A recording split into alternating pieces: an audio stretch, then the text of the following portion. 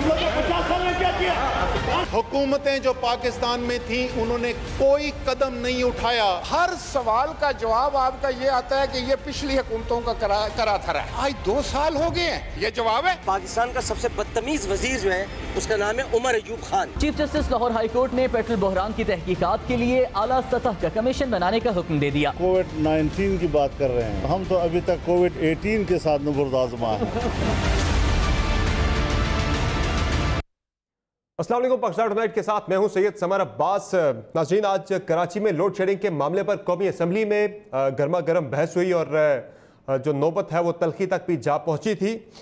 लेकिन अपोजिशन ने आज इस मामले पर जब हुकूमत को हदफ तनकीद बनाया तो हुकूमत की जानिब से वही जवाब आया जो हर मामले पर आता है, यानी इसमें भी पिछली हुकूमतें ज़िम्मेदार हैं। और इस पर नाज़रीन आज के प्रोग्राम में हम खुल के बात करेंगे कि आया कराची में लोड शेडिंग की असल वजूहात या मुहर्रिकात हैं क्या, आपको ये भी शेयर करेंगे आपके साथ। और असल मामला नाज़रीन है गवर्नेंस का। सिर्फ कराची की बात नहीं, पूरे मुल्क की अगर हम बात करें तो गवर्नेंस का मसला है। और गवर्नेंस में एक अगर आप बात करें मसले की तो ये पेट्रोलियम मसनूआत का जो हालिया बहरान था पेट्रोल का, वो भी इसी बड़े मसले की तरफ निशानदेही कर रहा है। और आज इस पे chief justice Lahore high court की तरफ से बहुत सख्त रिमार्क्स आए हैं हुकूमत के ख़िलाफ़। और इसमें उन्होंने कमीशन बनाने की भी आज उन्होंने अहकाम जारी किए हैं और कहा है कि जल्द वफाकी हुकूमत जो है वो इसमें कमीशन के नुमाइंदगान जो है वो लेके आए उनके नाम। अगर सही नाम सामने ना लाए तो फिर अदालत खुद अपनी मर्जी से नाम इसमें लेके आएगी कि किन लोगों पे मुश्तमिल ये कमीशन बनना चाहिए, जो तहकीकात करे कि थोड़ा सा जुर्माना करके पेट्रोलियम जो माफिया था उसको इतना बड़ा फ़ायदा क्यों दे दिया गया। और नाज़रीन, एक तरफ अवामी मसाइल हैं तो दूसरी जानिब मुल्क की अपोजिशन है कि जिसने इन मसाइल पर आवाम की तर्जुमानी करनी होती है, आवाम के साथ खड़ा होना होता है। लेकिन ये अपोजिशन कहीं तो हमें मसलियत की शिकार नज़र आती है, कहीं हमें तकसीम नज़र आती है। आज भी APC हुई कराची के अंदर और एक मरकज़ी APC भी इस्लामाबाद में आने वाले दिनों में होने जा रही है। लेकिन असल सवाल यह है कि असल में अपोजिशन चाहती क्या है। क्या अपोजिशन की जो बड़ी जमातें हैं उन सब का हदफ एक ही है या फिर हदफ इनका जो इनका टारगेट है वो अलग अलग है। और ये जो तकसीम अपोजिशन के दरमियान, क्या अब की मरतबा भी जो APCs अपोजिशन करने जा रही है इससे ये इमरान खान साहब की हुकूमत को मजीद मजबूत तो नहीं करने जा रही। ये तमाम मौज़ूआत आज के प्रोग्राम में डिस्कस करेंगे। प्रोग्राम में हमारे साथ मौजूद हैं जनाब हिना परवेज़ भट्ट साहिबा मुस्लिम लीग नून से, अदलीब अब्बास साहिबा पाकिस्तान तहरीक इंसाफ से और नफीसा शाह साहिबा पाकिस्तान पीपल्स पार्टी से प्रोग्राम में हमें ज्वाइन कर रही है। बहुत शुक्रिया आप तीनों मेहमानों को, आपने प्रोग्राम में ज्वाइन किया। नाज़रीन, सबसे पहले बात कर लेते हैं जो आज कौमी असम्बली में काफ़ी गर्मा गर्म बहस हुई कराची में लोड शेडिंग के मसले पर। अब ये मसला है क्या कराची में? जब हम के इलेक्ट्रिक की बात करते हैं तो के इलेक्ट्रिक की जो बिजली की डिमांड है कराची में वो गर्मियों में तकरीबन ये 2700 से 2900 मेगावाट तक एवरेज ये जो बिजली की डिमांड जो है वो रहती है। और हीट वेव यानी जब ज़्यादा गर्मी होती है तो उस वक़्त बिजली की जो तलब होती है वो 3300 मेगावाट तक चली जाती है। अब के इलेक्ट्रिक की अपनी पैदावारी सलाहियत जो है वो 2267 मेगावाट है। IPP से 1162 मेगावाट बिजली ली जाती है, नेशनल ग्रिड से 650 मेगावाट, जबकि टोटल जो है जो कैपेसिटी की हम बात करें ये 3489 मेगावाट बन जाती है। अब मसला कहाँ आ रहा है नाज़रीन? मसला यहाँ आ रहा है कि इलेक्ट्रिक का ये मौक़िफ़ है कि जनवरी से हम वफाकी हुकूमत से कह रहे थे, अपनी डिमांड हमने दे दी थी कि फर्नेस ऑयल हमें दरकार होगा जून में जब बिजली की डिमांड बढ़ेगी। लेकिन ये फर्नेस ऑयल जो है वो हमने मार्च में दोबारा से अपनी डिमांड दोहराई भी, लेकिन वो नहीं इंपोर्ट किया गया। अब जाके फिर जून में जब कैबिनेट कमेटी ऑन एनर्जी की तरफ से असद उमर साहब ने इस पर इंटरवीन किया तो तब जाके फर्नेस ऑयल की इंपोर्ट जो है वो उसका फैसला हुआ है। चूँकि इस पर बैन था और 3-4 दिनों में फर्नेस ऑयल आ जाएगा तो ये बिजली की जो है वाफर मकदार में फराहमी जो है वो शुरू कर देगी। फिर वो दूसरा ये कह रहे हैं कि बिजली चोरी बहुत ज़्यादा होती है कराची के अंदर, कुंडे लोगों ने डाले हुए हैं और जिन जिन इलाकों में बिजली चोरी होती है वहाँ पे एक नेपरा की पॉलिसी है, हुकूमत की पॉलिसी है कि वहाँ पे लोड शेडिंग हर सूरत में करनी पड़ती है। और तीसरा जो मसला आ रहा है वहाँ पे एक तो वो कह रहे हैं गैस जो हमें मिलनी थी वो भी पूरी गैस नहीं मिल रही। पिछले अरसे में कुछ थोड़ा बहरान था, गैस मुकम्मल हमें नहीं मिल रही थी, अब गैस ज़्यादा मिलना शुरू हुई है, बिजली भी ज़्यादा मिल रही है। लेकिन जो असल मसला है वो मैनेजमेंट का है। अदलीब अब्बास साहिबा, ये जो मामला है ये कह देना बड़ा आसान है कि पिछली हुकूमतें जिम्मेदार थी और आज जिस तरह से राजा परवेज़ अशरफ साहब जो निशानदेही कर रहे थे कि शुरू के 2-3 माह के दौरान तो ये आर्गूमेंट समझ में आता है कि पिछली हुकूमतें जिम्मेदार है। आज 2 साल गुजर गए आपकी गवर्नमेंट को, आज भी ये कहना कि पिछली हुकूमतें जिम्मेदार थी खराबी की, आज तो रिस्पॉन्सिबल आप हैं, जवाब आपको देना पड़ेगा। एक तो के इलेक्ट्रिक में आप शेयर होल्डर हैं 24 या 3-6% के, और जो फर्नेस ऑयल का मसला है वो आपके पास ये मसला आया था, आपने हल करना था। जी समर, आज मैं कौमी असम्बली में मौजूद थी और असद उमर साहब ने उठ के, जब इन्होंने कहा कि जी के इलेक्ट्रिक को प्राइवेटाइज कर दिया गया, उसका बेड़ा गर्क कर दिया गया, तो उन्होंने उठ के राजा परवेज अशरफ साहब को सवाल किया कि 5 साल आप थे और मैं कोई 15 साल से 20 साल से तो मैं सुन रहा हूँ कि जी लोड शेडिंग है। आप 5 साल मरकजी हुकूमत में भी थे और आप सूबाई हुकूमत में भी थे। 5 साल नून लीग थी। प्राइवेटाइज किसने किया? पीपल्स पार्टी ने किया। किसको बेचा? पीपल्स पार्टी ने बेचा। उसकी जो अपग्रेडेशन करनी थी किसने करनी थी? पीपल्स पार्टी ने या नून ने 10 साल में। उन्होंने खड़े होके कहा कि देखिए जी 5 साल में जो उसकी अपग्रेडेशन होनी थी, ये बैठे हुए ख्वाजा आसिफ, ये दोनों उन्होंने कहा दोनों जो थे ये वफाकी वजीर थे बिजली के। ख्वाजा आसिफ ने खड़े होकर कहा जी हमने कुछ नहीं करना 5 साल, क्योंकि Karachi is not a problem. ये बात असद उमर ने आज नेशनल असेंबली में कही, इन दोनों ने उसको कोई नहीं डिनाई किया। ये ऑन रिकॉर्ड है कि जो 10 साल काम नहीं हुआ, और आपके प्रोग्राम में, हम टीवी पे डॉक्टर मारिया के प्रोग्राम में जो उनके सीईओ आए थे के इलेक्ट्रिक के, उन्होंने कहा जी हमारे पास हमारा डिस्ट्रीब्यूशन सिस्टम और तरसील का जो काम है, जहां से बिजली जो है वो चोरी भी होती है और जाया भी होती है, वो पिछले 10 साल में कोई उस पे कोई काम नहीं हुआ। और इसको अगर आपने अपग्रेड करना है तो आपको कम से कम इसमें 6-7 साल लगेंगे। ये आपके प्रोग्राम में आके कहा हुआ है उन्होंने। तो ये बात तो है आज नेशनल असेंबली के फ्लोर पे हुई है कि भाई आपने सारा कुछ किया, 12 साल आप अब हो गए हैं, आप कुछ कर नहीं सके, तो हम 2 साल में पूरी कोशिश भी कर रहे हैं और हम दे भी रहे हैं। और इंशाल्लाह जैसे उसने के इलेक्ट्रिक वाले ने कहा था कि 7 साल लगेंगे, मेरा नहीं ख्याल के 7 साल लगेंगे। मेरा ख्याल है कि इसकी अपग्रेडेशन के अंदर अगर ये हुकूमतें करती रहती हैं तो 3-4 साल से ज्यादा ना लगते। देखिए, एक तो फर्नेस ऑयल आपने फ्राहम करना था, के इलेक्ट्रिक वाले कह रहे जनवरी से हमने डिमांड दी हुई थी, पीएसओ को वो नहीं इंपोर्ट किया गया, पॉलिसी थी कि इंपोर्ट नहीं करना। फिर दूसरी एक और बात जो आपने बात की है कि वो इनके अपोजिशन के जो वजीर थे वो कहते रहे कराची हमारा मसला नहीं है। आपके अपने वजीर हैं उमर अयूब साहब, उनके बारे में आपके अपने एमएनए क्या कह रहे हैं, जरा ये भी सुन लें। पाकिस्तान का सबसे बदतमीज वजीर जो है उसका नाम है उमर अयूब खान, जो कि हमारी पार्टी में है। इस आदमी से मैंने फ्लोर ऑफ द हाउस तब भी मैंने कहा, इशाइये में मैंने कहा कि के इलेक्ट्रिक किसकी जिम्मेदारी है? अगर आपकी जिम्मेदारी नहीं तो नेपरा की होगी, नेपरा की नहीं तो कोई तो उसको कहे। तो उस पर उमर अयूब खान ने मुझसे कहा कि हमारा कोई ताल्लुक नहीं कराची की के इलेक्ट्रिक से, और हमारा कराची वालों को बिजली देने से कोई ताल्लुक नहीं है। तो मैं ये बात यहाँ पर कहना चाहता हूँ कि तहरीक इंसाफ में ये काली भेड़ें घुसी हुई हैं, जिन्हों की वजह से खान साहब को तकलीफ पहुँच रही है। मैं तो सबसे पहले कहूँगा कि उमर अयूब खान का एहतसाब किया जाए। तो ये अनलीब अब्बास साहब, ये जो प्रोटेस्ट चल रहा है कराची के अंदर, आपके एमएनए और एमपीएस कर रहे हैं, वो तो उमर अयूब साहब के खिलाफ कर रहे हैं, वो तो के इलेक्ट्रिक के खिलाफ कर रहे हैं, वो तो पीपल्स पार्टी के खिलाफ नहीं कर रहे, नून लीग के खिलाफ नहीं कर रहे। देखिए, आज नेशनल असेंबली में उमर अयूब भी मौजूद थे और सारे मेंबर्स भी मौजूद थे। आज आप सारी प्रोसीडिंग्स उठा के देख लें, एक एक सवाल का जवाब दिया। असद उमर ने जब उनको कहा कि भाई 12 साल किसने प्राइवेटाइज की, किसने उसको अपग्रेड नहीं किया? अच्छा, कॉमन डिलीवरी पॉइंट नहीं है ईस्ट और वेस्ट के दरमियान में, ठीक है ना, गैस थी। उन्होंने उमर अयूब ने चैलेंज किया। उसने कहा जी कॉमन डिलीवरी पॉइंट आपने 12 साल में क्यों नहीं बनाया? क्योंकि ईस्ट से वेस्ट पे जाने के लिए जो कॉमन डिलीवरी पॉइंट होता है उसमें ही जाया हो जाता है सारा कुछ। ये उन्होंने चैलेंज किया इन दोनों को, इनके पास जवाब नहीं था। ठीक है नफीसा शाह साहिबा, ये सारा मामला जो है तनकीद तो करना बड़ा आसान होता है, लेकिन अब जो बिजली के बहरान की मैंने बात की, कराची के अंदर शॉर्टेज का मसला आ रहा है, अमवात भी हो चुकी हैं 8 के करीब, जो हालिया बारिशें हुई हैं उसमें, इस वजह से भी लोग काफ़ी ज़्यादा गुस्से में हैं। एक तो जो अमवात वाला मामला है वो के इलेक्ट्रिक वाले कहते हैं भाई पानी खड़ा होता है जब गलियों के अंदर सीवरेज का प्रॉपर निज़ाम नहीं है, नाले साफ़ नहीं किए गए, तो फिर ज़ाहिर है ये चीज़ होनी है। इसकी रिस्पॉन्सिबल तो फिर आपकी जो बल्दियात का महकमा है वो है, जो मुतलका महकमे है वो है। और दूसरा जो मामला है वो आ जाता है बिजली चोरी का। अब बिजली चोरी वाला मामला जो है वो के इलेक्ट्रिक वाले जो है उन्हें सपोर्ट चाहिए पुलिस की, आपके दीगर महकमों की, जिसकी आज उमर अयूब साहब ने कौमी असम्बली के अंदर निशानदेही भी की कि सिंध गवर्नमेंट इसमें फैसिलिटेट करे, जाके वो बिजली चोरी रोके जहाँ लोगों ने कुंडा डाला हुआ है। देखिए, पहले तो अंदलीब अब्बासी साहिबा जिनसे लेती हैं टॉकिंग पॉइंट्स से इंफॉर्मेशन, उनको कहें या वो खुद अपने फैक्ट्स चेक किया करें। इसको प्राइवेटाइज पीपल्स पार्टी ने नहीं किया था, जनरल मुशर्रफ के जमाने में प्राइवेटाइज हुए थे। और इस वक्त के वजीर जो हैं वो उनके तो पता नहीं कितने डैडीज हैं, हर किसी के साथ उनकी सेल्फियां लगी हुई हैं। उस कैबिनेट में इस वक्त के जो वजीर हैं वो उस कैबिनेट में भी थे। तो ये इसकी ओरिजिन इस मसले की पहले वो रिकॉर्ड करेक्ट कर लें।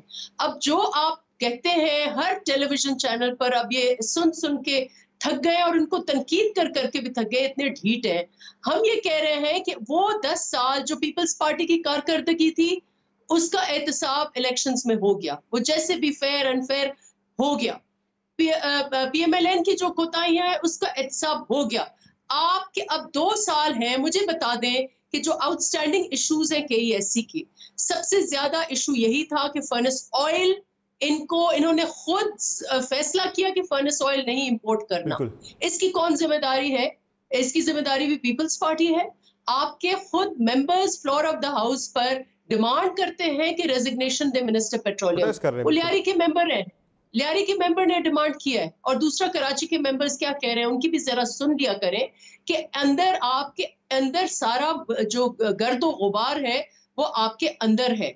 तो इसलिए, और सेकंड इशू ये है कि प्राइवेटाइजेशन 2 साल हो गए हैं, इनके बाबू जो है वो सिग्नेचर फैसला नहीं करते। इस वक्त KESC लिक्विडेशन प्रोसेस में है। अबराज जो है वो आउटगोइंग है। जो उसकी कमी है, जो उसकी कोताही है, अगर आप कहते हैं औरों पर डालते हैं, आप दुरुस्त कर लें। और जो नया आपको लेके आना है इन्वेस्टर, जो शंघाई इलेक्ट्रिक है, जो $9 बिलियन की इन्वेस्टमेंट करना चाह रहे थे, क्यों आपके बाबू उनके ऊपर रुके हुए हैं? नेफ्रा क्या कर रहा है, मिनिस्ट्री क्या कर रही है? और देखिए, ये जो इनकी, मैं समझती हूँ इनकी जो बिजली और पानी वाली पॉलिसी है, ये दुश्मन है अवाम, गरीब अवाम के। इन्होंने 7 एमनेस्टियां दे दी हैं, 7 एमनेस्टी स्कीम्स अपने ATMs को, अपने दोस्तों को, अपने यारों को, जिन्होंने उनको चंदा कलेक्ट कर करके सिलाई मशीनें लेकर और बाहर आपने भी करना ना, अपने से का जो काम करना, मुझे उसका जवाब भी दे देना। गरीब जो है, गरीब के ऊपर इस कोविड के जमाने में, और मैंने काफी दफा ट्वीट भी किया कि गरीब जो है उसकी आप बिजली काट देते हैं, पूरे फीडर्स। ये तो कराची की बात है, आप हमारे सखर में देखें, नहीं ये जुल्म है। पूरे फीडर्स उन्होंने 2-2 साल के लिए बंद हैं। क्या जुल्म है ये? क्या करते हैं ये लोग? हमारे अगर जो बिल्स दे रहे हैं उतना तो हमें वापस रिटर्न्स दें। चलिए, अपने हिस्से का जवाब भी देते हैं, जो सिर्फ गवर्नमेंट की रिस्पांसिबिलिटी बनती है वहां पे, वो भी जरा बता दें। ये बिजली चोरी भी तो रुकवानी है ना, जहाँ लोड शेडिंग हो रही है वहां पे बिजली चोरी है, वो नेपरा की पॉलिसी के तहत, गवर्नमेंट की पॉलिसी के तहत वहां पे लोड शेडिंग होती है। तो बिजली अगर चोरी कर रहे हैं तो इनके इंफ्रास्ट्रक्चर किसका है? लाइनमैन किसके हैं? नेपरा किसका है? उन पे एक्शन करना है तो पुलिस की सपोर्ट होनी चाहिए साथ। इट इज आपकी सपोर्ट के बगैर वो नहीं कर सकते। अगर ये कहेंगे कि पुलिस हेल्प करे, पुलिस इनको हेल्प करेगी, लेकिन लोड शेडिंग इनका मसला, रिकवरीज इनका मसला, इससे सिंध गवर्नमेंट का क्या ताल्लुक है? ठीक है। अच्छा, हिना परवेज भट्ट साहिबा, ये लोड शेडिंग का जो मसला है, कराची का मामला तो बहुत ज्यादा डिस्कस हो ही रहा है, चूंकि उनके जो अरकान पार्लियामेंट हैं जो इलेक्टेड हैं कराची से, वो बहुत ज़्यादा ज़ोर शोर के साथ ये मामला उठा रहे हैं। लाहौर के अंदर क्या सूरत हाल है? वहाँ पे भी ठीक है, बिजली पूरी आ रही है, या वहाँ पे भी लोड शेडिंग की वही सूरत हाल है जो कराची के अंदर है? Thank you summer. सबसे पहले तो मैं खराज अकीदत पेश करना चाहूँगी मादर मिलत मोहतरमा फ़ातिमा जना साहिबा, जिनकी 53rd बरसी है। उन्होंने कायदे आज़म के साथ साथ पाकिस्तान की क्रिएशन में जिस तरह एक एक्टिव रोल अदा किया, specially at that point of time जब ख़वातीन का घर से निकलना भी मुश्किल था। तो आई थिंक इस वक्त पाकिस्तान में अगर ख़वातीन का कोई मकाम है, या जिस तरह वो खड़ी हुई अगेंस्ट डट के उन्होंने मुकाबला किया, तो I think first of all हमें उनको क्रेडिट। आज मेरा प्रोग्राम में आप 3 ख़वातीन अरकान पार्लियामेंट को लेने का मकसद भी यही था कि हमने इस पर आपसे कमेंट भी लेना था आगे चल के। चलें, आपने बात कर दी, अच्छा है जी, बिल्कुल।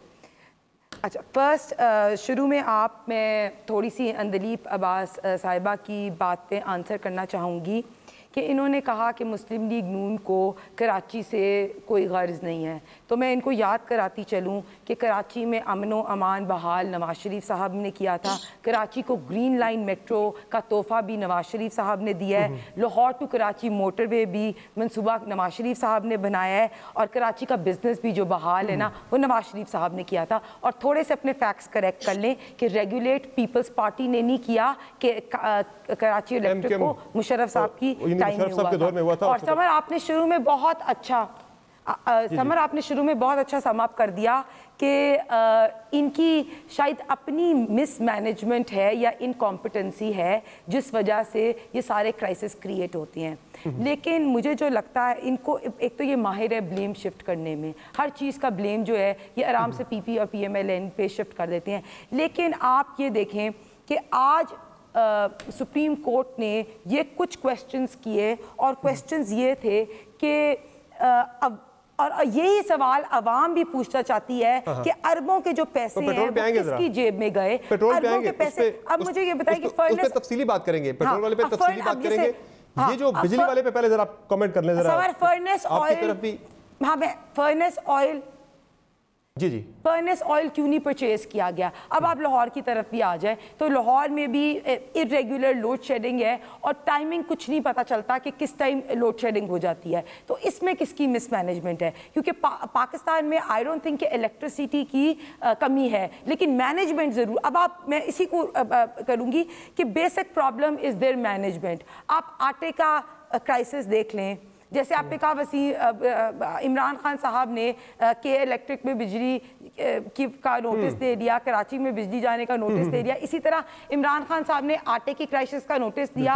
शहबाज शरीफ साहब के टाइम में आटा के 20 किलो का थैला 650 रुपीज़ का था और इनके टाइम में 1100 रुपये का हो गया। और अभी 2 दिन पहले उस्मान बुज़दार साहब ने माशाल्लाह नोटिस लिया और वो नोटिस उन्होंने कहा 800 रुपये का थैला होएगा और लोगों ने माना नहीं। फिर अब वो दोबारा हो गया उसमें ना, उसमें दोबारा मामला हो गया कि कर देंगे, उसमें दोबारा हो गया मामला कि कीमतें 860 रुपए पे ले आए। नहीं, फिर उन्होंने नहीं माना और फिर नहीं, बिल्कुल नहीं, फिर से प्राइसेस इंक्रीज हो गई हैं और आटे की भी किल्लत है। तो बेसिक प्रॉब्लम इनकी हर जगह है। यानी आप कहते हैं कि नोटिस लेना बंद कर दें? मुझे जिस तरह लगता है नहीं, मैं तो कहती हूँ इमरान खान साहब किसी चीज़ का नोटिस नहीं ले, क्योंकि उन्होंने आटे का या तो उस चीज़ की किल्लत हो जाती है या प्राइस इंक्रीज हो जाती है, एक चीज़। दूसरी बात, आई थिंक फेडरल गवर्नमेंट जो है वो सिंध के साथ जब से वो उसको एक्सेप्ट ही नहीं करना चाहिए। जब कोविड पे सिंध ने फर्स्ट स्टेप्स लिए तब भी उन्होंने उसके ऊपर मसले क्रिएट किए। गवर्नमेंट आज कह रही है हमारी पॉलिसी बहुत सक्सेसफुल जा रही है, जो स्मार्ट लॉकडाउन का कॉन्सेप्ट वो कह रहे हैं हम लेके आए वो बड़ा कामयाब है और उसके बड़े अच्छे नतीजे सामने आए। सिंध का जो था कि पूरा मुल्क बंद कर दो, करे वो देखिए, फर्स्ट ऑफ ऑल नाकाम हो गई है। अगर मैं पंजाब की बात करूं तो WHO की रिकमेंडेशंस थी कि 50,000 टेस्ट पर डे होने चाहिए। इन्होंने टेस्ट को पहले जब नंबर ऑफ केसेस इंक्रीज होता है 30,000 के, इस वक्त टेस्ट 20,000 से भी कम हो रहे हैं। तो इनकी कौन सी पॉलिसी? मैं उस तरफ आता हूं, लेकिन ये डिस्कशन जरा कोविड की तरफ निकल जाएगी, वो मामला भी इंपॉर्टेंट है। लेकिन ये एक और जो जिसकी आपने भी बात की थी, जो गवर्नेंस की हम ओवरऑल बात कर रहे हैं, जिस तरह पेट्रोल का बहरान आया, ये एक बड़ा एक क्वेश्चन था गवर्नेंस के हवाले से, जिस पे आज chief justice Lahore high court की तरफ से जस्टिस कासिम खान साहब की तरफ से इस पर नोटिस लिया गया। उन्होंने आज बड़ी अहम इस पर रिमार्क्स दिए हैं। वो रिमार्क्स क्या मैं आपके सामने रखता हूँ। आज chief justice Lahore high court justice Qasim Khan sahab ने कहा कि लगता है पेट्रोलियम बहरान पर कुछ बड़े शामिल हैं। बज़ाहिर ऑयल माफिया ने फ़ायदा उठाने के लिए पेट्रोल की किल्लत पैदा की। हुकूमत हर महीने 1 तारीख को पेट्रोलियम मसनूआत की कीमतें बढ़ाती है। गुज़िश्ता माह 26 जून को कीमतें बढ़ाकर माफिया को अरबों रुपए का फ़ायदा पहुंचाया गया। जब तक जिम्मेदार पकड़े नहीं जाते तब तक बहरान पर काबू नहीं पाया जा सकता।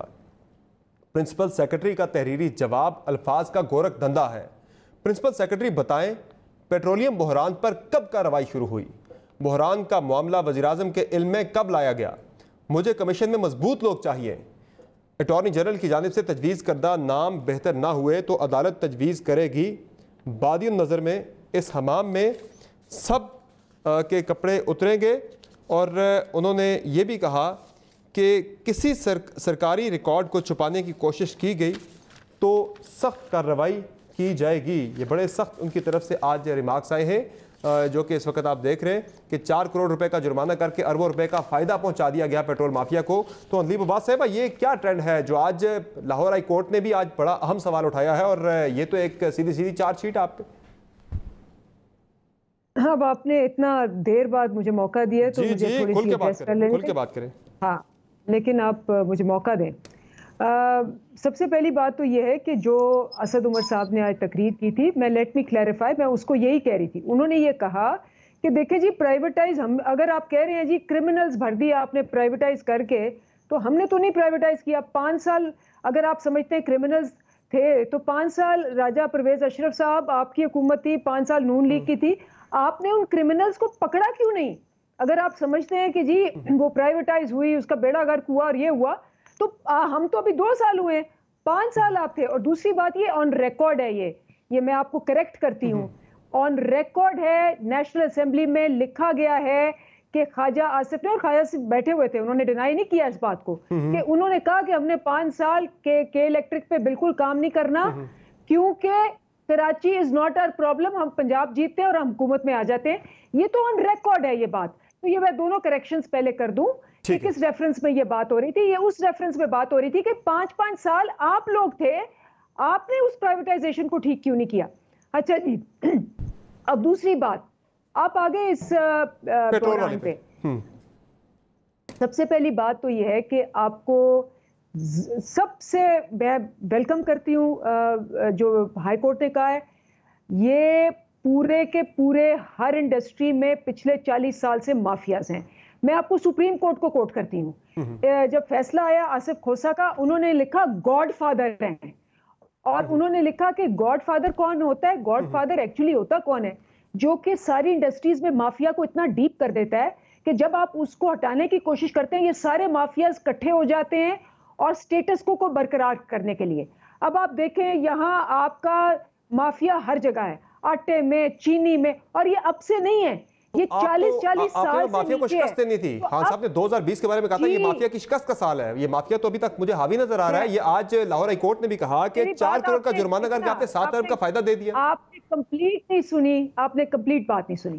पहली बात तो ये आप सही कह रहे हैं, माफियाज को हमने खत्म करना है, लेकिन जब आप जड़े नीचे हो और आपने उसको माफियाज, और आपको पता है ना कि गॉडफादर को खत्म करते करते पता नहीं 10-12 साल लगे थे, तो यही आसिफ खोसा साहब ने इनके बारे में कहा था कि इन्होंने 35 साल हुकूमतें करके इन्होंने अपने सारे जो है, और आप देख लें कि चीनी में भी किसके नाम है, सब इन्होंने मिल के काम किया हुआ है। लेकिन बिल्कुल मैं कोर्ट की बात वेलकम करती हूँ, बिल्कुल हर एक का एहतसाब होना चाहिए, मेरा रिश्तेदार हो, आपका रिश्तेदार हो। आप देख लें, आपने हमें दावा किया था कि हम अपने तो बिस्मिल्लाह फिर काबीना से करें ना, काबीना के अंदर बैठे वुज़रा जो है वो डिफेंड करते रहे सारे मामले को। बिल्कुल, उनका तो उनका नाम अगर आएंगे, और अब चीनी में अगर नाम आया, क्या सबको पता नहीं है ना? नदीम बाबर साहब किस तरह से डिफेंड करते रहे। देखिए, मैं यही कह रही हूँ, कमीशन में चाहे मेरा नाम हो, काबीना का नाम हो, आपका नाम हो, किसी का नाम हो, ये मैं आपको एक इसका बड़ा आसान सा इंसिडेंट बताती हूँ। हमारी पार्टी के एक गिरफ्तार हो गए, मेरे साथ मेरे कॉलीग बैठे थे नून लीग के और पीपल्स पार्टी के, उन्होंने मेरे से बड़ा अफसोस किया, वो कहा जी हो ये तो गिरफ्तार हो गए। तो मैंने कहा जी हाँ अब हो गए गिरफ्तार। तो उन्होंने कहा मसला ये है कि अगर आपके अपने गिरफ्तार हो गए तो फिर हम तो बिल्कुल गए, हमें तो छोड़ेंगे ही नहीं। तो उनको तो ये मसला था कि हमारे गिरफ्तार नहीं होने चाहिए, वरना ये क्या कहेंगे आके टीवियों पे। नाम भी बता दें उनका। लेकिन अंदली बाबा साहिबा, आपने छोड़ तो दिया, जहांगीर तरीन साहब को किसने भेजा? आप लोग हुकूमत में थे ना। माफिया तो आपके साथ बैठते हैं, रज़ा दाऊद साहब आपके साथ बैठते हैं, नदीम बाबर साहब आपके साथ बैठते हैं, सबके सब तो माफिया का पार्ट है। समर, मेरा सवाल इनसे ये सारा माफिया तो आपका पार्ट है। मेरा सवाल सुन ले। ये कंप्लीटेड द केस, अभी फोरेंसिक ऑडिट हो रहा है या सारा केस कंप्लीट हो गया है? मेरा सवाल आपसे ये है, has FBI everybody given the report? हमारे लीडर्स में तो इल्जाम लगता है तो उनके नाम ECL में आ जाते हैं। आपके जहांगीर तरीन साहब का तो शुगर इंक्वायरी में नाम आ गया है तो उनको लंदन भेज दिया है। हम लोगों के तो इल्जाम नहीं लगते तो ECL पे पहले नाम आ जाता है।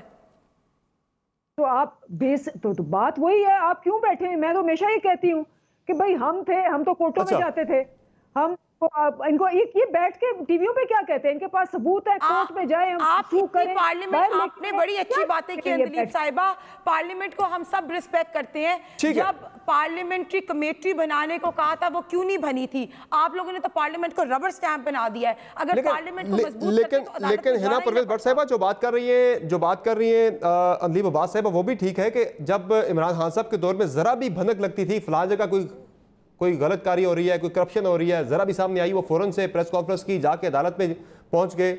आप लोग भी जाए ना अदालत के अंदर, लेके जाएं जहां आपको करप्शन नजर आ रही है, जाए अदालत के अंदर केस लेके जाएं। ये तो देखें मसला पता क्या है, ये सबसे इंटरेस्टिंग बात ये है कि हुकूमत में हर रोज एक प्रेस कॉन्फ्रेंस करते हैं। आपने देखे कि अली जैदी ने नॉन ऑथेंटिक रिपोर्ट लेके पार्लियामेंट में प्रेस कॉन्फ्रेंस की। क्या बनता था जब ये हुकूमत में है इस वक्त? या मुराद सईद का क्या बनता था एक नॉन ऑथेंटिक रिपोर्ट पे पार्लियामेंट में स्पीचेस करनी? या शहजाद अकबर का क्या बनता है कि रोज एक डिफेमेशन कैंपेन के लिए ऊपर प्रेस कॉन्फ्रेंसेस कर रहा होता है? ये लोग तो हुकूमत में है, कोर्ट में जाए, इनके पास इस मामले पे भी हिना परवेज भट्ट साहिबा, ये जो मामला है जिस पे आज chief justice Lahore high court ने नोटिस लिया है, इस मामले पे मेरे ख्याल से अपोजिशन अगर अपना किरदार अदा करती, आप फोर्सफुली अगर इस मामले पे अपोजिशन करते, सारी चीजें हकायक को सामने लाने की कोशिश करते, दबाव में लाते गवर्नमेंट को, तो ये काम आज अदालत को ना करना पड़ता, आप खुद भी कर सकते थे। नफीसा शाह साहिबा, ये जो जब बात कर रहे हैं पार्लियामेंट के अंदर डिस्कशन की बात हो रही है, आज की जो कार्रवाई थी उसमें पीपल्स पार्टी इतना टेम्पर क्यों अपना लूज कर चुकी है कि आपकी एक मेंबर ने मुराद सईद को हेडफोन दे मारा? देखिए उसने कोई चीज नहीं मारी, उसने एक जेस्चर है, ऑब्वियसली वो प्रोवोकेटिव उन्होंने बातें की हैं और अनफॉर्चुनेटली इसके जिम्मेदार दोनों स्पीकर्स हैं, स्पीकर डेप्यूटी स्पीकर और जो नेशनल असेंबली के स्पीकर हैं। वो वहां पर बैठकर पीटीआई के कारकुनों की तरह वो असेंबलियां चलाते हैं। ये बड़ा मसला, यहाँ जिम्मेदारी कोई नहीं लेता। हमारे पास राइट है जब भी हम इसको इस्तेमाल करें, वो ऑपोजिशन के ऊपर वो प्रोरोगेटिव है कि इन दोनों स्पीकर्स के ऊपर, डेप्यूटी स्पीकर और नेशनल असेंबली का स्पीकर, इसके ऊपर नो कॉन्फिडेंस होने चाहिए, क्योंकि वो हाउस का डिसिप्लिन नहीं मेंटेन करते। जो आपने शुरू में बहस शुरू की, जो पॉइंट शुरू की उसमें मैंने अपने पॉइंट्स नहीं दिए थे, जो तेल वाला मसला था। तो देखें ये बिल्कुल हकीकत है कि ये कहते थे, इनका जो मेन नारा था वो एहतसाब का था। खान साहब ने जो 2013 वाली कैंपेन लड़ी, उन्होंने ये कहा कि 100 दिन के अंदर वो खत्म कर देंगे करप्शन। जब उनको खैबर पख्तूनख्वा की हुकूमत मिली, एहतसाब ब्यूरो उन्होंने बनाया और 100 दिन के अंदर क्या उन्होंने एहतसाब ब्यूरो ही खत्म कर दिया। फिर उसके बाद आप आए, जब वफाक उनको मिली तो उन्होंने कहा हम एमनेस्टी नहीं किसी को देंगे और जो देंगे तो उनसे हम पेनल्टीज लेंगे। उन्होंने एमनेस्टीज दी। जो उन्होंने पॉलिसी दी है वो माफियाज के कहने पर पॉलिसी दी है। शुगर कहाँ गई, वीट कहाँ गया, आटे की कीमत इस वक्त अभी हार्वेस्टिंग हुई है, अभी से ही आटा गुम है, तो बुनियादी अशिया ये मेंटेन नहीं कर पा रहे। और सबसे ज्यादा ये जो अब ये कोर्ट्स कह रहे हैं, ये हम नहीं कह रहे कि 25 रुपए आपने 34% आपने जंप दिया है तेल की कीमतों को ओवरनाइट, तो इससे किसने फायदा उठाया है? सबसे डैमनिंग रिमार्क्स तो उनके वो है कि 4 करोड़ रुपए का जुर्माना करके 7 अरब का फायदा दे दिया गया। आधी इनकी कैबिनेट जो है उसकी कॉन्फ्लिक्ट ऑफ इंटरेस्ट है। आपके फूड मिनिस्टर थे खुसरो बख्तियार साहब, वो शुगर के मालिक हैं। आपके सारे करते धरते डेप्यूटी प्राइम मिनिस्टर थे जहांगीर तरीन साहब, वो इनके फाइनेंसर हैं मेन। और नदीम बाबर पावर पॉलिसी बना रहे हैं। नदीम बाबर जो है वो अभी तक वहां मौजूद हैं। रजाक दाऊद जो है वो LNG के मेन बेनिफिशियरी हैं, वो वहां कैबिनेट में बैठे हैं। आपको लग रहा है कि खान साहब माफिया को शिकस्त नहीं दे सकेंगे? ये जो दावा था ये दावा ही रहेगा, अमल में नहीं बदल सकता। ये वाइट कॉलर क्रिमिनल्स नहीं है तो क्या है? और इनका एक एहतसाब होना चाहिए, एक JIT होनी चाहिए कि जो चंदा कलेक्ट हुआ है ओवर द इयर्स, चंदे का क्या बना है, इसके ऊपर एक JIT होनी चाहिए, जरूर होनी चाहिए। वो पहली JITs का मसला हल नहीं हो रहा, पहली JITs का मसला हल नहीं हो रहा, किसकी ऑथेंटिक है किसकी ऑथेंटिक नहीं है, ये एक और मसला खड़ा हो जाना है पाकिस्तानी सियासत के अंदर। किरदार हैं वो अली जैदी हैं, उनके देखना चाहिए कि ये जो चंदे ये कलेक्ट करते रहे दूसरे मुल्कों में, वो कहाँ गए पैसे। ठीक है, चले मुझे नाज़रीन यहाँ एक ब्रेक लेनी है, ब्रेक से वापस आएंगे तो ये तो गवर्नमेंट की बात हो गई कि कहाँ कहाँ गवर्नमेंट की नाकामियां हैं, जिनकी निशानदेही अदालत के अंदर भी हो रही है, पार्लियामेंट के अंदर भी हो रही है, टॉक शोज के अंदर भी होती है, मीडिया के अंदर भी। लेकिन अपोजिशन की भी थोड़ी हम आज बात करते हैं कि अपोजिशन मुल्क की आज कहाँ खड़ी है। और ये सफ़र जो 2 साल अपोजिशन का अगर हम देख रहे हैं, इसका अगर हम मुख्तसर जायज़ा लें तो इसमें नाकामियाँ ज़्यादा और कामयाबियाँ कम नज़र आती हैं। बात होगी ब्रेक के बाद, हमारे साथ रहिएगा।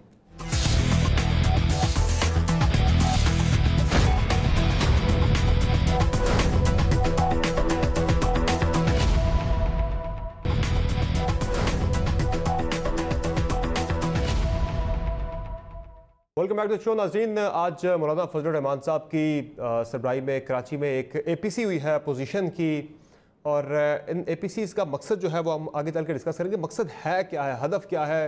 लेकिन इसमें एक और चीज़ आज फिर जो सामने आई वो थी अपोजिशन के अंदर एक रिफ्ट नज़र आ रही है, एक बदएतमादी नज़र आ रही है। आज मौलाना साहब से सवाल भी हुआ इस पर, उन्होंने क्या जवाब दिया, ज़रा सुनें जी। जब कोई बड़ा इवेंट आता है तो मियां शहबाज शरीफ साहब या तो बीमार हो जाते हैं या उनके कोई तो रास्ते में रह जाते हैं, तो इवेंट पूरा नहीं होता। बिल्कुल, इस हवाले से शिकवे शिकायत मौजूद। सिर्फ एक मौक़िफ़ पे मुत्तफ़िक़ होना काफ़ी नहीं है जब तक कि हम उसके बाद इक़दामात पर यकजहती का मुजाहरा नहीं करेंगे और एक दूसरे का मुकम्मल तौर पर शाना बशाना साथ नहीं देंगे। यहाँ पर आकर कुछ शिकायतें पैदा हुई हैं, उसका इजाला जो है हम इस वक्त भी ज़रूरी समझते हैं। अब नाज़रीन, जब भी मुल्की अपोजिशन करीब आई है, इकट्ठे हुई है हुकूमत के ख़िलाफ़, वो नाकाम ही हुई है। किसी एक मामले पे भी वो कामयाब नज़र नहीं आए, तकसीम नज़र आई, एक दूसरे पे बदएतमादी नज़र आई। और इसकी एक बड़ी मुख्तसर हिस्ट्री अगर मैं आपके सामने रखूँ तो अगस्त 2018 में जब धांधली पर इलेक्शन कमीशन के सामने एहतजाज हुआ था तो शहबाज शरीफ साहब और बिलावल साहब वहाँ पर नहीं आए थे। जुलाई 2018 में कौमी असम्बली में हल्फ उठाने की तजवीज़ पर तकसीम नज़र आई थी हमें अपोजिशन के अंदर। उसके बाद फिर जब 15 अगस्त 2018 को पीपल्स पार्टी ने शहबाज शरीफ साहब को वज़ीर-ए-आज़म के लिए इलेक्शन पर वोट नहीं दिया था, और इसके साथ साथ फिर जब 3 सितंबर 2018 को सदारती इलेक्शन हुआ था उस पर भी अपोजिशन जमातें जो है वो तकसीम हो गई थी और 2 कैंडिडेट सामने आए थे अपोजिशन के। फिर अगस्त 2019 में जब चेयरमैन सेनेट के खिलाफ तहरीक अदम एतमाद पेश की गई तो इसमें भी अपोजिशन के 14 वोट अपने गायब हो गए थे। बाद में एक दूसरे पर इल्ज़ामात लगते रहे। अक्टूबर 2019 में मौलाना फजलुर रहमान साहब के जो धरना था उस पर भी अपोजिशन हमें तकसीम नज़र आई। और इसके साथ साथ फिर जब आपने देखा जनवरी 2020 में जो आर्मी एक्ट में तरमीम का मामला था उसमें भी अपोजिशन ना सिर्फ तकसीम नज़र आई बल्कि एक दूसरे पर बदएतमादी भी एक दूसरे पर बड़ी, एक दूसरे पर इल्ज़ाम लगाते रह गए। और मौलाना साहब ने पिछले हफ्ते भी अपोजिशन के बारे में, अपोजिशन की बड़ी पॉलिटिकल पार्टीज़ के बारे में जो इज़हार ख्याल किया था, तनकीद की थी, ज़रा ये भी सुन लें। अपोजिशन की बड़ी जमातें वो किरदार अदा नहीं कर सकी हैं कि जो हुकूमत को गिराने के लिए काफ़ी हों। सिर्फ अल्फाज की हद तक, पार्लियामेंट में तकरीर की हद तक, एक प्रेस कॉन्फ्रेंस की हद तक ये मद्देनजर होगा कि मेरे तो केसेस हैं तो मैंने तो उसमें भी रियायतें लेनी है, मैंने तो उस मुश्किल को भी फेस करना है, तो फिर शायद हम उस तरह ख्वाहिशात के मुताबिक कौम को नताइज न दे सकें जिसकी कौम हमसे तवक्को। नफीसा शाह साहिबा, मुझे मकसद समझ नहीं आया। अभी भी आप जो APC करने जा रहे हैं, इस्लामाबाद के अंदर APC होने जा रही है, आज सिंध के अंदर हुई थी, मकसद क्या है इसका, हदफ क्या है? हमें नून लीग की कोई और डायरेक्शन है, पीपल्स पार्टी की और है, मौलाना साहब की और है, करना क्या चाह रहे हैं?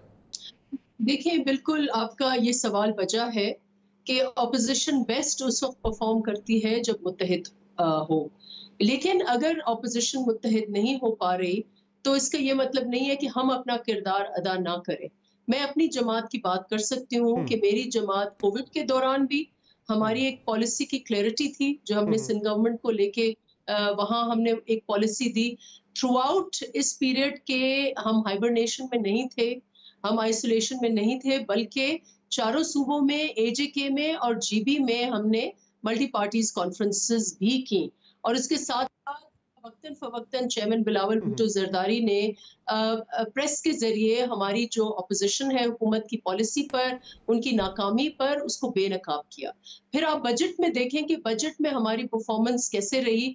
इतनी परफॉर्मेंस हमारी मैं समझती हूँ कि इनको we put them on the spot कि इनके पास जवाब नहीं थे, फिर उठा के एक जाली डॉक्यूमेंट JIT लेके आ गए और एक ऐसा इशू जो इस वक्त कोर्ट ऑफ लॉ में है, ये सारी JIT रिपोर्ट्स जो हैं वो कोर्ट ऑफ लॉ में है, इनके ऊपर सारे एक्ट्स हो चुके हैं, चार्जेस हो चुके हैं। तो अब क्या करने जा रहे हैं? अब जो आप APC करने जा रही है अपोजिशन, इसका देखिए हमारा एफर्ट मल्टीपल फ्रंट्स पर होगा।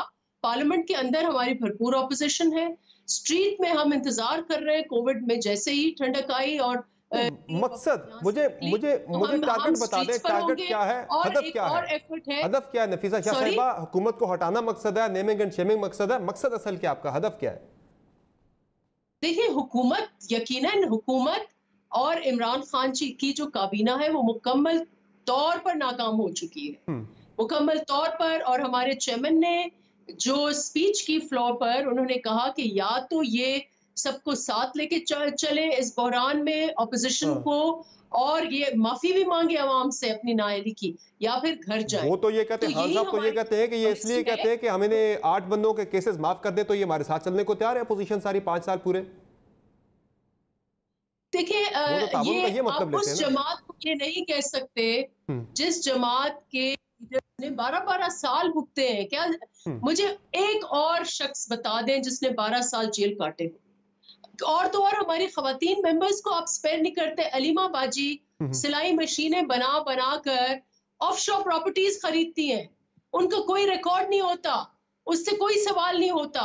और फरियाल टालपुर साहिबा को आप 6 महीने अडियाला में बिठाते हैं। एहतजाज साहब ने मशवरा दिया है, एहतजाज साहब ने बिलावल साहब को मशवरा दिया कि नून लीग को एतबार ना करें। हमने कोई डील नहीं की, हमने कोई डील नहीं की। ठीक है, इस वक्त अगर ऑपोजिशन मुतहरिक है तो पीपल्स पार्टी फोरफ्रंट पे है उसकी। हमारी कोशिश होगी कि नून भी हमारे साथ इस अमल में उसी तरीके से शामिल हो जैसे हम हैं और जैसे मौलाना। ठीक है, हिना परवेज भट्ट साहबा, नून लीग क्यों इसी तरह शामिल हो रही साथ, जिसकी बात करी नफीसा शाह साहबा के, इसी जोर शोर के साथ आप भी शामिल हो साथ, क्यों नहीं हो रहे शामिल? कोई क्या मसलियत, क्या है, इशू क्या है?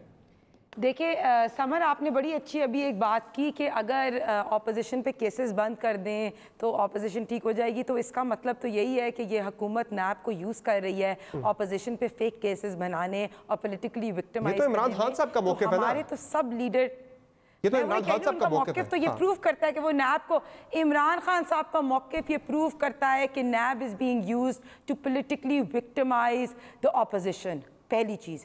दूसरी बात कि ये जो सारी ऑपोजिशन जो है वो मुत्तहिद है। कल भी एक न्यूज़ आ रही थी कि बिलावल साहब और शहबाज शरीफ साहब का आपस में कोई, फर्स्ट ऑफ ऑल ये मीडिया को भी कहूँगी कि प्लीज़ जिम्मेदारी लेके ना रिपोर्ट किया करे, फेक रिपोर्ट नहीं किया करे। ये किसी की ख्वाहिश तो हो सकती है, न्यूज़ चली है तो रब्ता हुआ है। आज हमारी पार्टी स्पोक्सपर्सन पार्टी स्पोक्सपर्सन आज मियां शहबाज शरीफ साहब का बिलावल भुट्टो से रब्ता हुआ है, उन्होंने डिस्कस किया, एजेंडा भी डिस्कस किया है। और जो है वो तो मैं ये कह रही हूँ कि इस तरह मैंने तो हिना परवेज भट्ट साहिबा 8 मौके मैंने गिने हैं, 8 मैंने मौके गिने हैं कि जहाँ पे अपोजिशन करीब आई है और कोलैबोरेट किया आपने, मुत्तहिदा अपोजिशन में नजर आई, लेकिन हर मौके पे आपने वज़ीर-ए-आज़म इमरान खान को मजबूत किया अपनी तकसीम से, आपने इमरान खान को मजबूत किया अपनी तकसीम से, कमजोर नहीं कर सके आप। और इस मत पर भी आप एपीसी करने जा रहे हैं, फिर वही होगा जो पहले हुआ है। मेरी बात सुने, ये हमारी हिकमत अमली भी हो सकती है, ठीक है, मजबूत करने की, जो इतना बुरा परफॉर्म कर रही है आपकी हिकमत एक हुकूमत जो, अब मुझे कंप्लीट करने दे, समर काटे ना, मुझे मतलब मुझे let me complete my sentence. चले बात करें। ये हिकमत अमली भी पहली बात हो सकती है। एक इतनी नाअहल हुकूमत जो इतनी इनकॉम्पिटेंट है और इतनी करप्ट है, अरबों रुपए सुप्रीम कोर्ट कह रहा है कि आपका अपना माफिया खा रहा है, तो उसके लिए तो पहली बात है कि मुझे तो लगता है ऑपोजिशन ना भी हो तो वो वैसे खुद ही अपने बलबूते पे गिर जाएगी। वो हुकूमत जिसने आटे में 100 अरब रुपया खाया, चीनी में 180 अरब रुपए का और पेट्रोल में 300। दूसरी चीज अब मैं आपको बताती हूँ, मुझे तो हैरत आपकी हिकमत अमली पे, हम लोग के अपोजिशन का डिवाइड होकर इमरान खान साहब को वज़ीर-ए-आज़म बनवा देना, क्या ये हिकमत अमली थी? क्या अपोजिशन का तकसीम हो के आरिफ अलवी साहब को सदर बनवा देना ये हिकमत अमली थी? ऑपोजिशन डिवाइडेड नहीं है, ये आपकी ख्वाहिश हो सकती है। मेरी ख्वाहिश नहीं है, मेरी ख्वाहिश नहीं, मैं तो फैक्ट बयान कर रहा हूं। मैंने 8 इंस्टेंसेस आपके सामने बयान किए हैं। साहब की एपीसी की बात हुई है, आज शहबाज शरीफ साहब की बिलावल भुट्टो से, तो पीपल्स पार्टी ने फिर वोट क्यों नहीं दिया? पीपल्स पार्टी ने वोट नहीं दिया ना शहबाज शरीफ साहब को वज़ारत उज़्मा के लिए। ये फैक्ट है ये नहीं है? सुने, देखिए ना, हर बंदे का एक, देखिए दीज आर डेमोक्रेटिक पार्टी, तो यही डिवीजन है जिसकी मैं बात कर रहा हूं ना। का एक डिफरेंट, पीपल्स पार्टी का एक डिफरेंट पॉइंट ऑफ व्यू है कि इमरान खान साहब को चेंज हो जाना चाहिए और उनकी जगह किसी और को आना चाहिए। पर्सनली मेरा पॉइंट ऑफ व्यू ये है कि ये इमरान खान साहब भी इनकॉम्पिटेंट है और पूरी की पूरी पीटीआई सबके साथ इनकॉम्पिटेंट है, तो फ्री एंड फेयर इलेक्शन होना चाहिए। तो जब एक रिगिंग वाली हुकूमत आई है और सिलेक्टेड तो इसमें थोड़ा टाइम लगता है। All of them are democratic parties, वो बैठेंगी, मुशावरत करेंगी और मुतहद हिकमत अमली करेंगी। अभी जैसे मैं बताऊं कि शहबाज शरीफ साहब कोरोना का शिकार थे, शाहिद खान अब्बासी साहब भी उससे पहले थे, एहसन इकबाल थे। As soon as they got recovered and they are doing very active opposition. ठीक है, फिर आपको फिक्र तो कोई नहीं है नदरीब अब्बास साहिबा, जिस तरह से मैंने 8 मौके गिने के इन मौके पे मुख्तलिफ 8 मौके पे अपोजिशन ने कोलैबोरेट किया, इकट्ठी हुई मुश्किल में डालने के लिए गवर्नमेंट को, लेकिन हर दफ़ा उन्होंने गवर्नमेंट का कॉन्फिडेंस बढ़ाया अपनी तकसीम की वजह से। अब जो APCs हो रही है, एक कराची में आज हुई है, एक इस्लामाबाद में होने जा रही है, असल में इधर से तो मसला आपको कोई नहीं है। असल मसला तो आपको वही अवामी इशूज़ से है, जो महंगाई के इशूज़ है, दीगर इशूज़ है, बेरोज़गारी के मसाइल हैं। वो मौका आप देते हैं लेकिन अपोजिशन तकसीम है वो उसे कैश नहीं करा पा रही। देखिए, आपने खुद ही ये सवाल से पहले आपने मौलाना फजलुर रहमान का ओपिनियन दिखाया। उन्होंने साफ कहा कि उन्होंने पिछली दफ़ा भी कहा था कि मेरे साथ धोखा हुआ है, मैं निकल गया और मुझे रिसीव भी नहीं किया गया। और उसके बाद उन्होंने बहुत सख्त अल्फाज इस्तेमाल किए थे कि मतलब आपका ये गढ़ है पंजाब और उसमें आप 100 बंदे इकट्ठे नहीं कर सके। ये आप कहते हैं कि जी हम अवाम के साथ खड़े हैं। अवाम आपके साथ तब खड़ी होगी जब आप अवाम के साथ खड़े होंगे। मतलब हाँ, हम हमें कह रहे हैं जी आप -1 कर लें, खुद पहले से -3 हैं। नवाज शरीफ साहब बाहर बैठे हुए हैं और मिन्नतें कर रहे हैं कि मैंने वापस नहीं आना।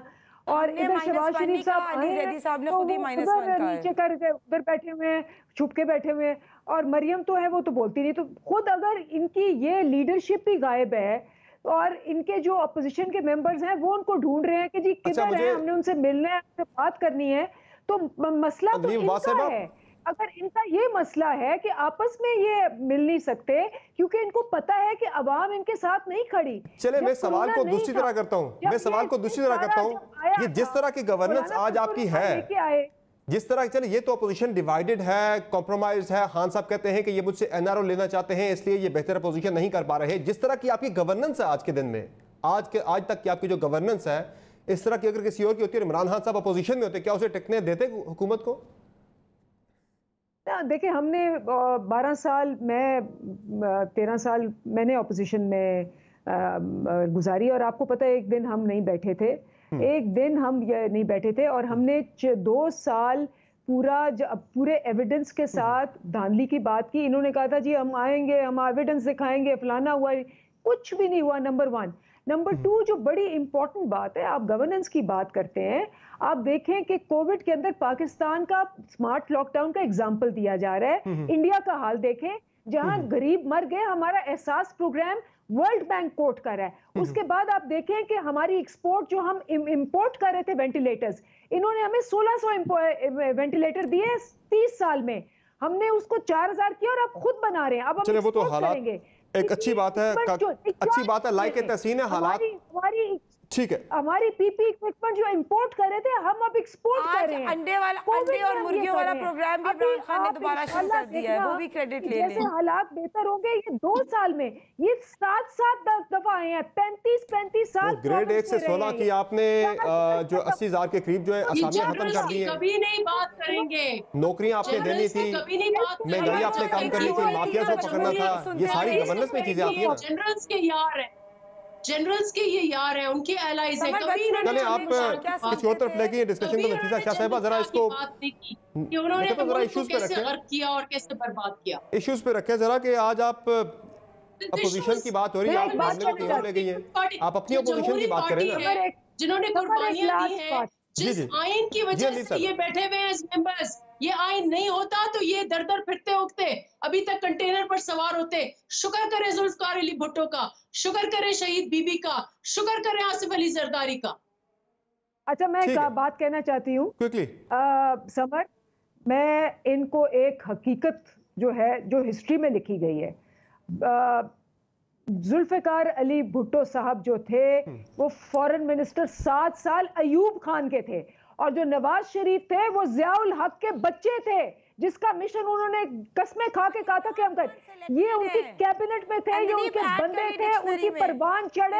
ये बात किसकी करते हैं, नहीं समझते, लोगों को पता ही नहीं है। चले आप आईन की बात करते हैं जिसके जब तहत आपके इलेक्शंस अपने हुए, बंदे जो थे उनके साथ चले ये डिस्कशन कहीं और निकल गई है। हर कोई अपने अपने का जवाब दे है। अपोजिशन भी जवाब दे है कि अपोजिशन आज अगर प्रॉपर अपोजिशन नहीं कर पा रही तो वो क्यों नहीं कर पा रही, कौन सी मसलियत है, और गवर्नमेंट अगर गवर्नेंस नहीं ठीक कर पा रही तो उसको भी अपनी गवर्नेंस ठीक करनी है ताकि मौका ही ना मिले किसी को इस तरह की सियासत करने का। प्रोग्राम में ब्रेक लेंगे, ब्रेक से वापस आएंगे तो डिस्कशन जारी रहेगी, हमारे साथ रहेगा।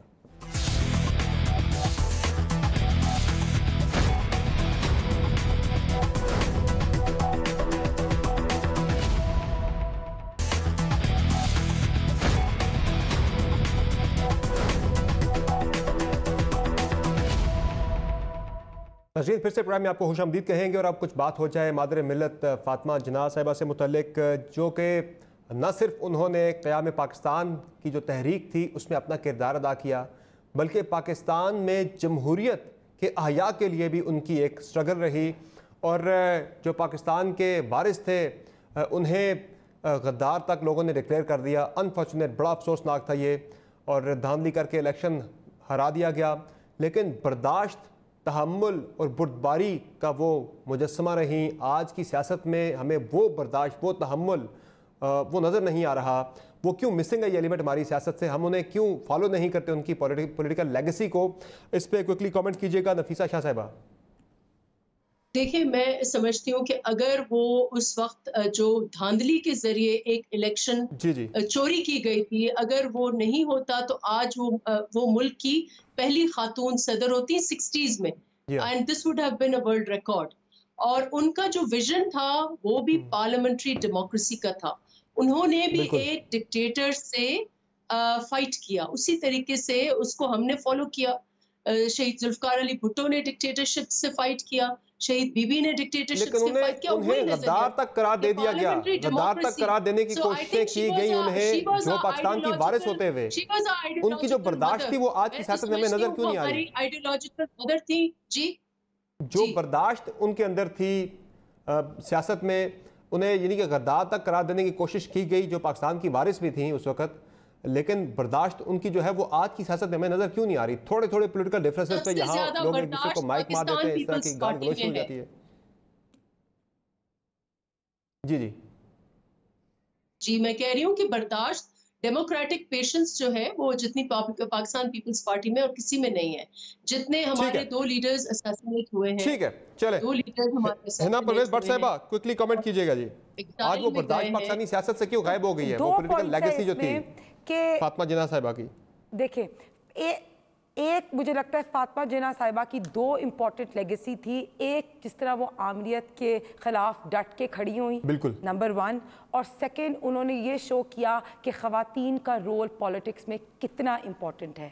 अभी भी हमारा कल्चर कई दफ़ा कहता है कि मेल डोमिनेटेड सोसाइटी है, ये मेल डोमिनेटेड सोसाइटी है, पॉलिटिक्स मर्दों का काम है।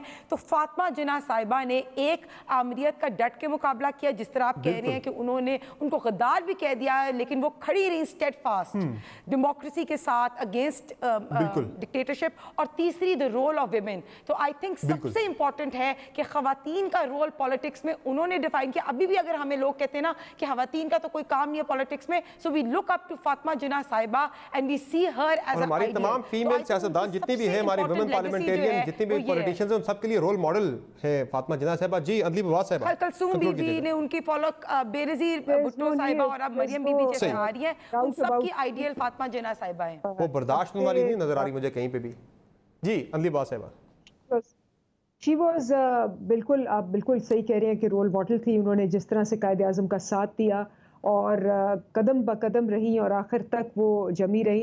फ़र्क पता क्या है? फ़र्क है कि वो कायदे आज़म और वो एक वैल्यू सिस्टम से निकले थे। आपको पहला कायदे आज़म का नेशनल असेंबली से खिताब याद होगा 1947 में। उन्होंने कहा कि ये 2 चीज़ों के खिलाफ हमने लड़ना है, एक करप्शन और एक नेपोटिज्म। अब ये उनकी तकरीर है। अब जब भी हम करप्शन और नेपोटिज्म की यहाँ बात करेंगे, ये जो इनका रवैया होता है कि उठा के हेडफोन मारेंगे, ये बहुत शुक्रिया आप तीनों मेहमानों का आपने प्रोग्राम में ज्वाइन किया। पॉलिटिकल लेगेसी जो है उनकी फॉलो अगर हम करें तो बहुत सारे मसाइल हल हो सकते हैं हमारी सियासत में से। आज की शो में इतना इजाज़त दीजिए, अल्लाह हाफ़िज़।